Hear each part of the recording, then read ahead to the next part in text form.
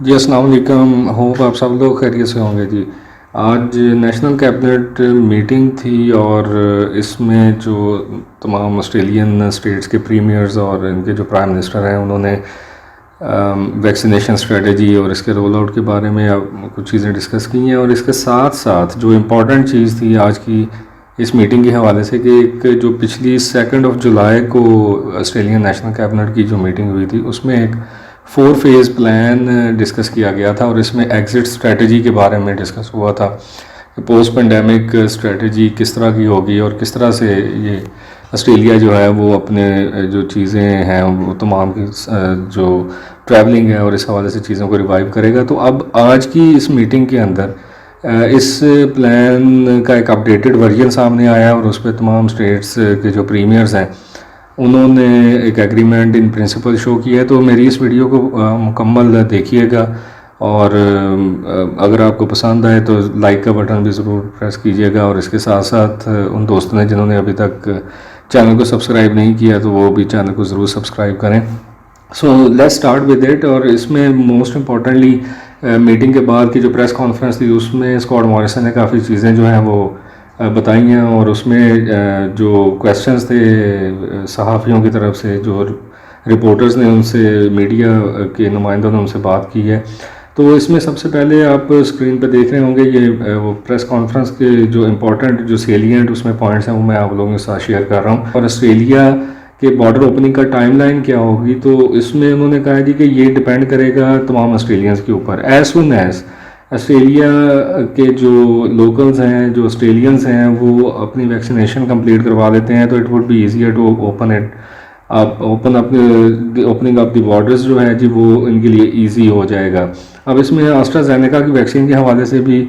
जो मॉरिसन है उन्होंने कहा है जी कि वो एस्ट्राजेनेका वैक्सीन जो है लोगों को चाहिए कि वो भी ज़्यादा से ज़्यादा लगवाएं। और इसी तरह से फिर उन्होंने एग्जांपल दी कि यूनाइटेड किंगडम के अंदर 70% इसकी जो रेजिलियंस है वो सामने आई है। AstraZeneca is a good one, क्योंकि ऑस्ट्रेलिया ने बहुत ज़्यादा तादाद में जो AZ वैक्सीन है वो परचेज़ की और देन उसमें 1-2 केसेस ब्लड क्लॉटिंग के आने के बाद इनकी जो मूव किया है इन्होंने फाइज़र की तरफ। तो अब इसके जो स्टॉक्स हैं इनके पास काफ़ी तादाद में मौजूद हैं। Now the government is saying कि जी लोगों को कह रहे हैं कि वो एस्ट्राजेनेका वैक्सीन लगवाएं। तो ये टाइमलाइन का उन्होंने कहा जी कि ये ऑस्ट्रेलियंस के हाथों में है। जितनी जल्दी वो अपनी वैक्सीनेशन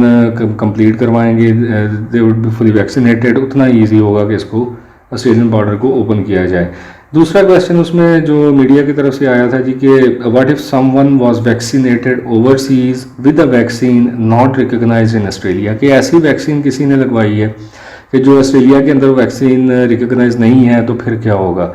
तो इसमें स्कॉट मॉरिसन का कहना ये था कि बाहर से ऑस्ट्रेलिया में आएंगे तो उनको चाहिए कि वो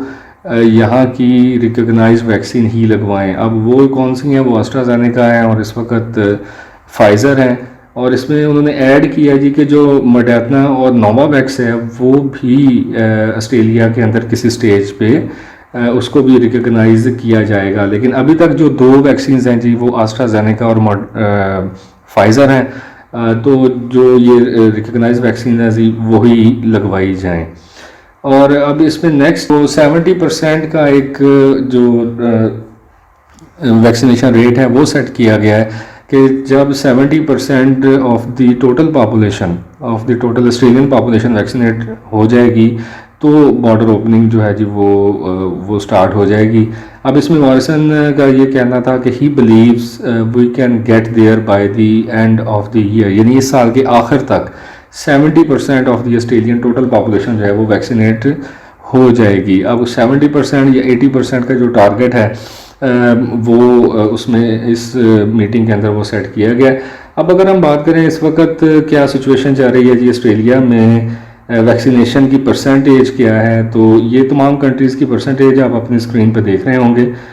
अब ये परसेंटेज को सामने रखते हुए अगर हम ऑस्ट्रेलिया की बात करें तो जनाब अभी तक सिर्फ 14.22 यानी 14.22% of the total Australian population as of 29 July जी वो अभी तक जो है वो फुली वैक्सीनेटेड है। अब इसी तरह से गार्डियन ने इसको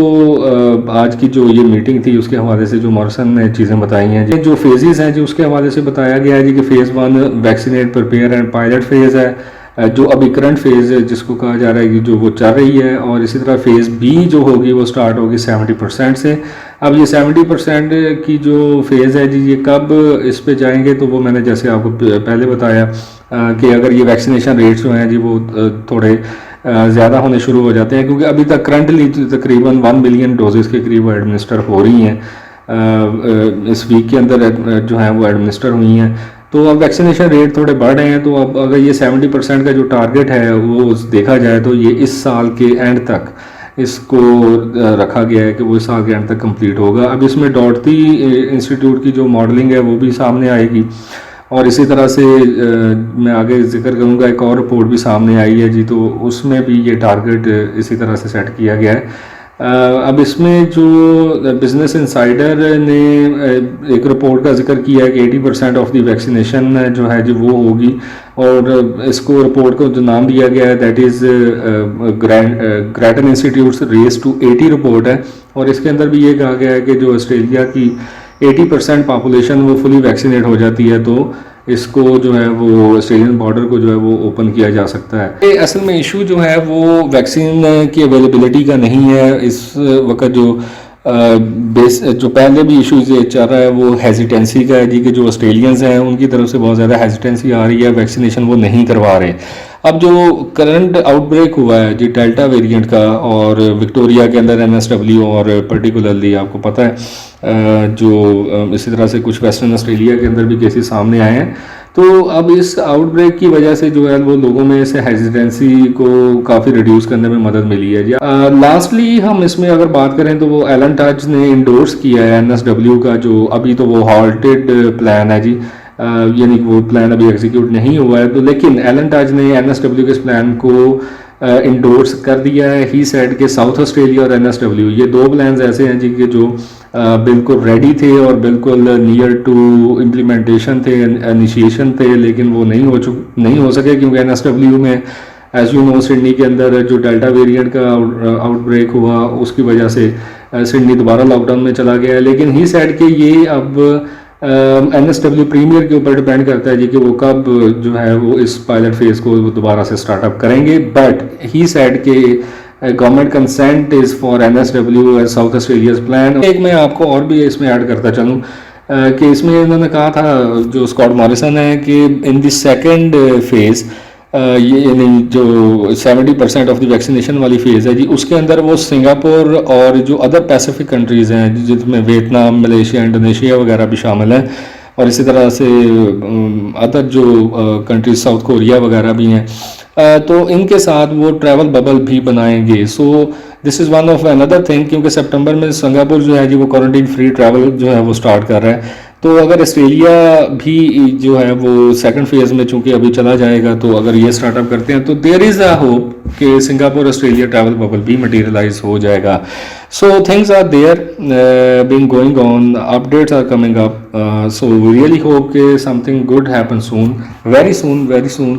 अपना बहुत सा ख्याल रखिएगा जी। I will come up with some more updates in this regards, so take care जी, बाय।